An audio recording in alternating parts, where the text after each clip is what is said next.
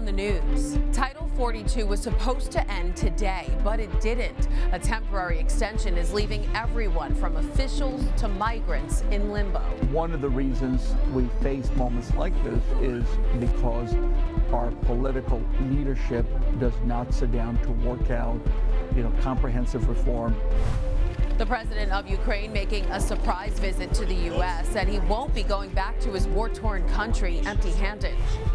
Then, a firefighter's gift of life. He died in a tragic accident, but this hero's legacy will live on through others. Plus this. It's a winter wonderland in the most unsuspecting place. I'm Jessica Easthope with how one woman is making Christmas magic real for hundreds of kids.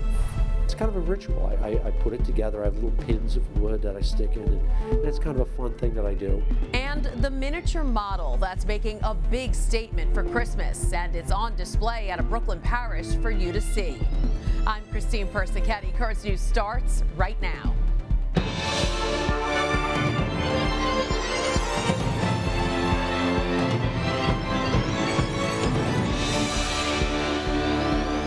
Lifting of Title 42 could be just days away, and tonight, with tens of thousands of migrants camped out at the border, many are asking, is the U.S. prepared to handle another major influx?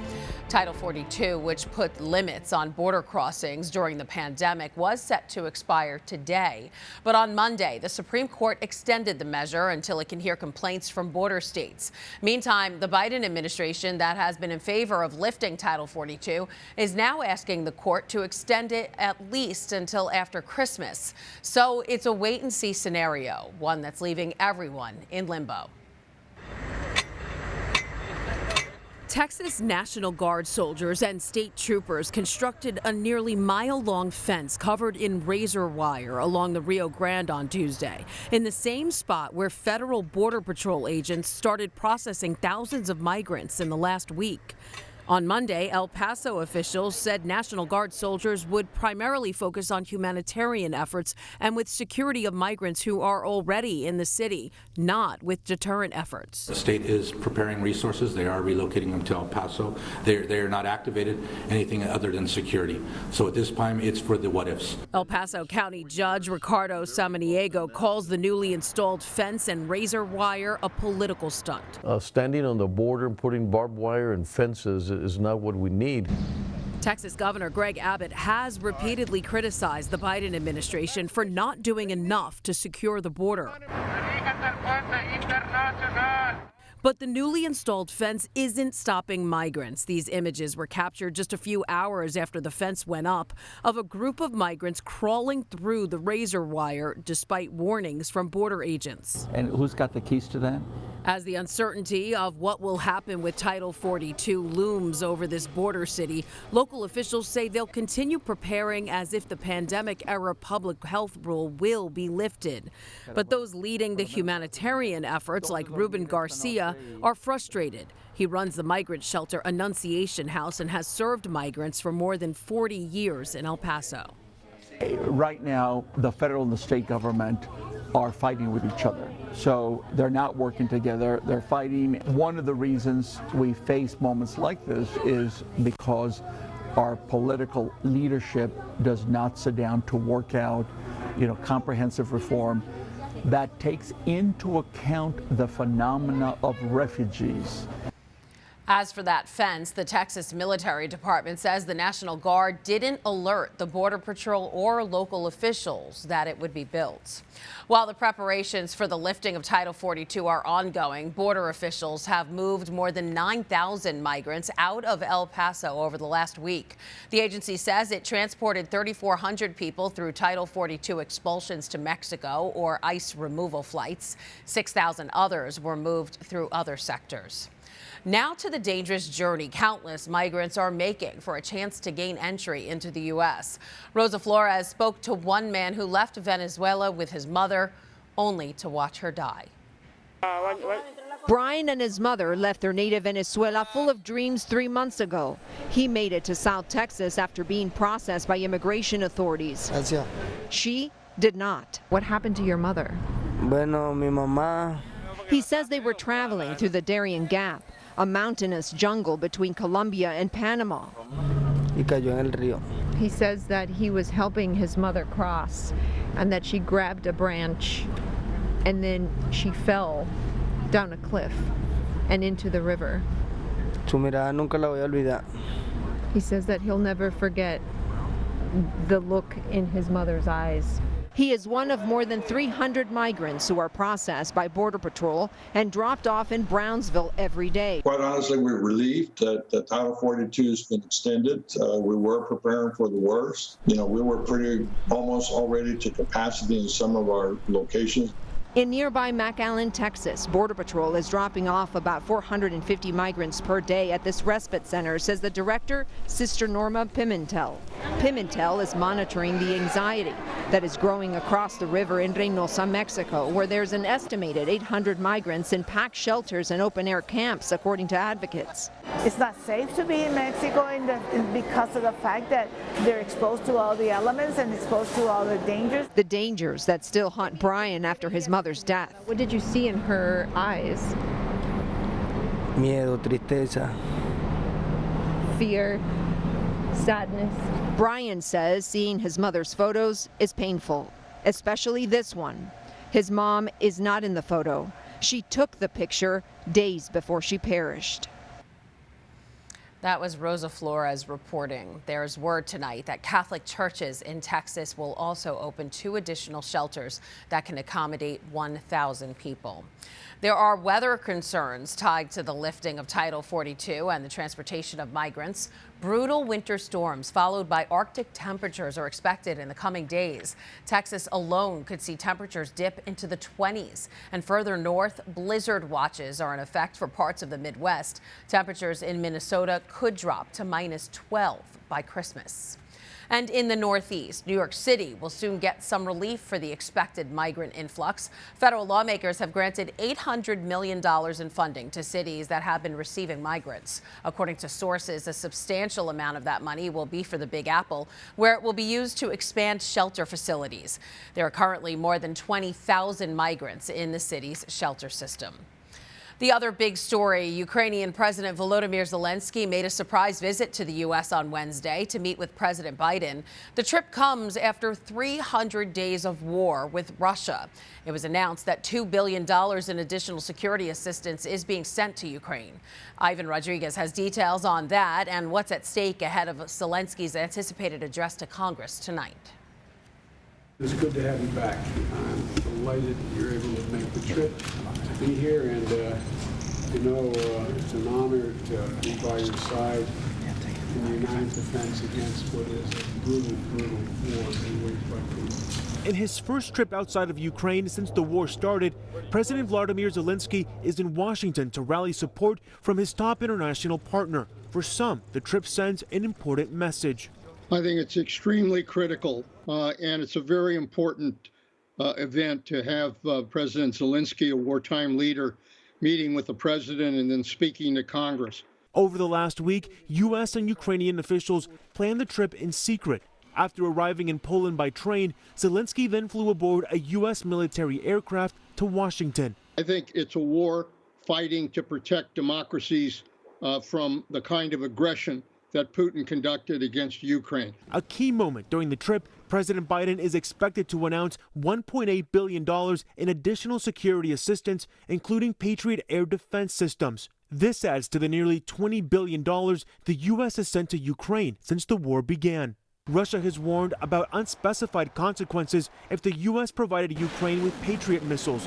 An official says U.S. troops would train Ukrainians to use the systems in a third country. Also saying President Biden remains committed in keeping the U.S. out of direct conflict with Russia. Ivan Rodriguez, Currents News.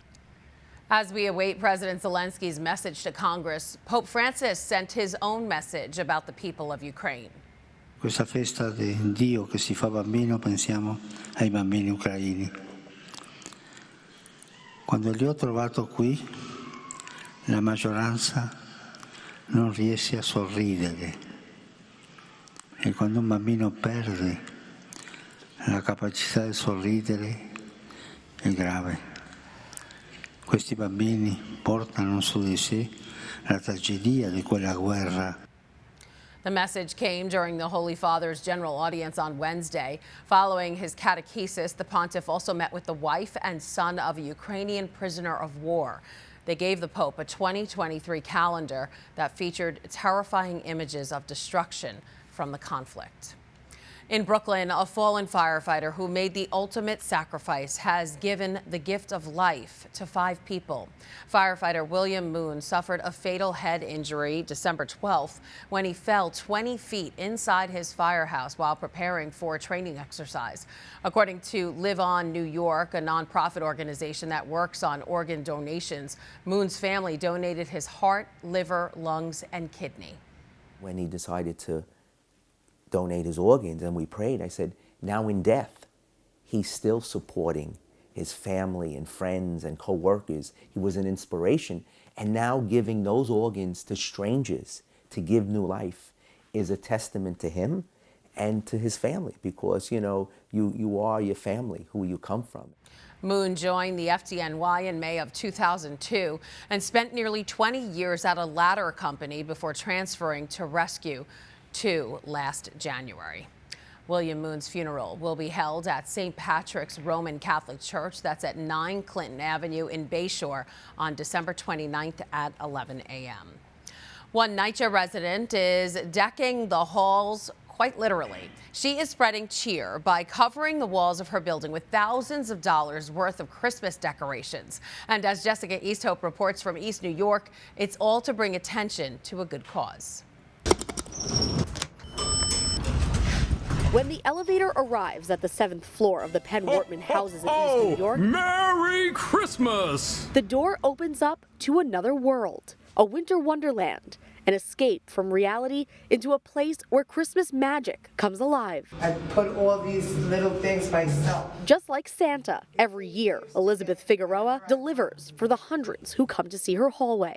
Every year was a little more because I couldn't afford it, but as the years went by, I saw that I was collecting through the years so I could expand. Elizabeth has been decorating her hallway for 41 years. A tradition that started with her mom and a few trimmings has become this. Once she passed away, this came out of grief. Elizabeth has made a living as a private tutor for children. She says they drive her displays.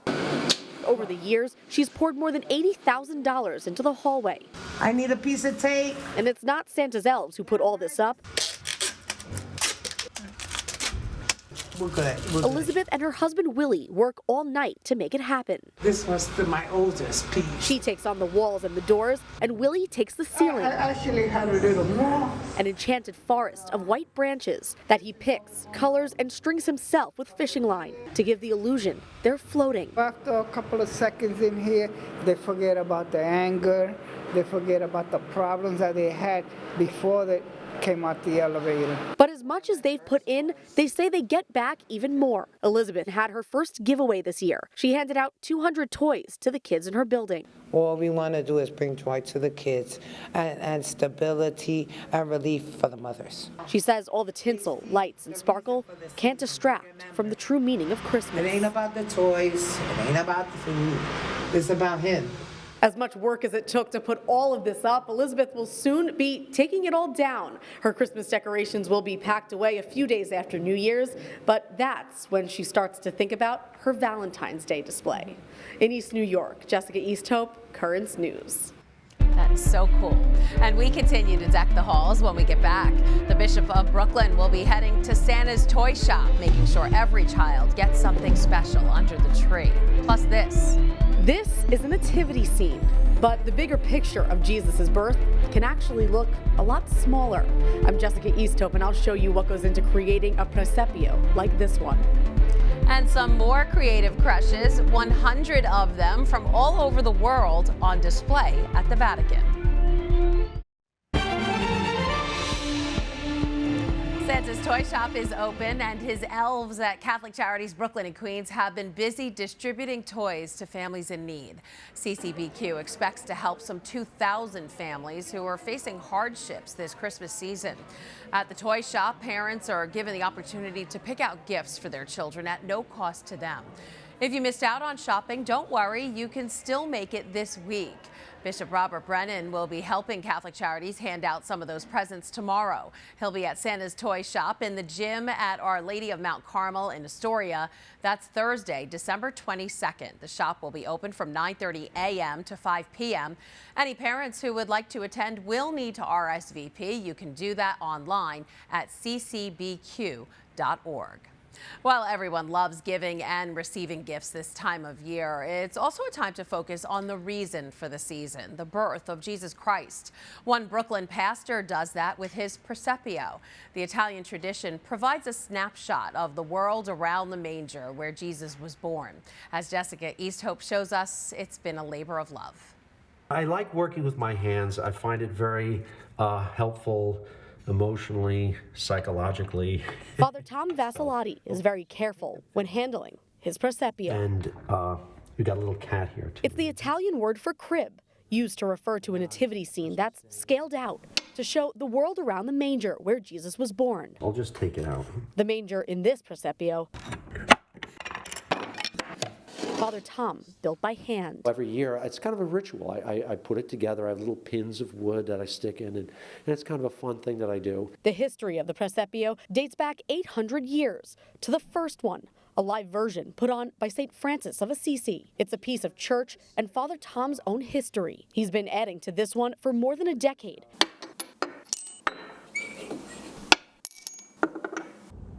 Bringing back more pieces from his mother's hometown of Naples with every visit. That is that reminder of a very deep personal relationship with Christ and of course, the memorial of his birth. The scenes built in Presepi aren't necessarily historically accurate, but they tell a story of the time and place where Christ entered the world. And for Father Tom, the true story of humankind and all the faults that come with it. God becomes man, becomes one of us, enters into our time and our history, and he brings all kinds of people together. One of my favorite figures is there's a shepherd asleep and maybe drunk. The devotion life made it more personal. Unlike a traditional nativity scene with the Holy Family and a few other figures, Father Tom says a Presepio shows that everyone has a story and gifts to bring to their relationship with Christ. His craft is one of his. You bring your gifts. What gifts do you have? You know, what gifts can you offer the child Jesus? What will you give to him? And Father Tom has some good news for anyone who wants to extend their Christmas season. He says best practice is to keep your nativity, or Presepi, out until the feast of the presentation of the Lord. That's on February 2nd. In Greenpoint, Jessica Easthope, Currents News. One of the most expensive private nativity collections in the world is a sight to see. It's on display in the basement of a United Methodist church in Wisconsin. The collection includes more than 1,000 nativity sets from dozens of countries around the globe. The scenes are made out of everything from banana fiber to Fabergé. A woman began the collection as a way to help her through serious health problems and the death of her mother. She just decided, I am not going to be sad and sit around during Christmas, and so decided to take on this project. The woman donated the collection to the church when it became too difficult to manage. Also highlighting the scene of Christ's birth is the Holy See. Of course, we also have the large-scale spectacle in St. Peter's Square, but the Vatican also has 100 other unique creches they're displaying in an exhibit out now for the Christmas season. Kelsey Gussie tells us more about it from Rome. The nativity scene in St. Peter's Square isn't the only one to be found in the Eternal City. Tucked away in the colonnades are 100 smaller creches like this one, each with their own unique story.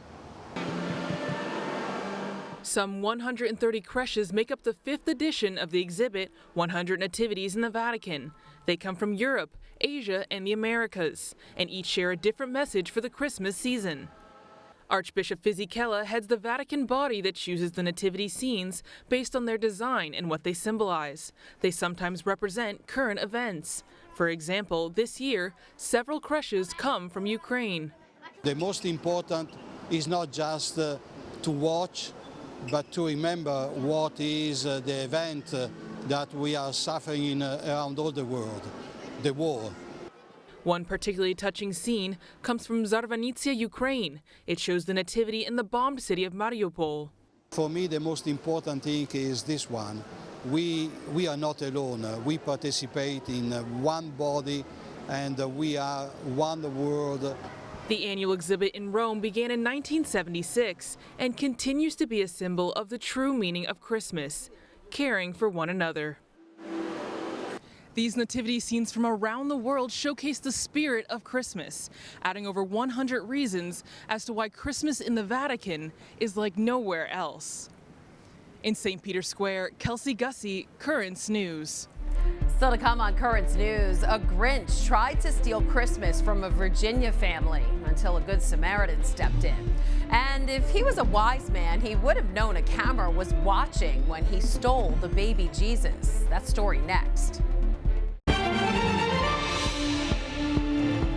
It's a story that's more naughty than nice. Police in Texas are looking for a Grinch who has stolen the spirit of Christmas. The not-so-wise man was caught on camera stealing a baby Jesus from a local nativity scene in Fort Worth. Surveillance video also captured the thief driving away in his pickup truck. From a decoration stolen to long-lost memories found, a Virginia family says they experienced a miracle ahead of Christmas after a box of sentimental and priceless ornaments that went missing close to a decade ago was found. Angela Bohan has the story. It all started nearly 10 years ago in this neighborhood north of Norfolk International Airport.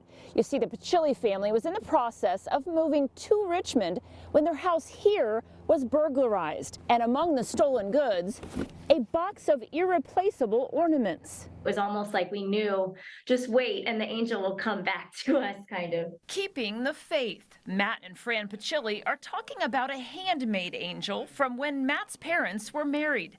It's adorned the top of the family tree since 1973. To me, to have lost that was, gosh, I've let the family down type of thing. And Matt, who used to work with the Salvation Army Angel Tree Project, has a real-life angel named Perry John Pritt to thank for renewing the spirit of Christmas for his entire family. The chubby blonde cherub was found in a box full of other decorations nearly a decade after disappearing. Her journey remains a mystery, but I talked with Pritt, who made the discovery when moving in around the corner from Pachilli's old home. She called it a strange, happy mystery.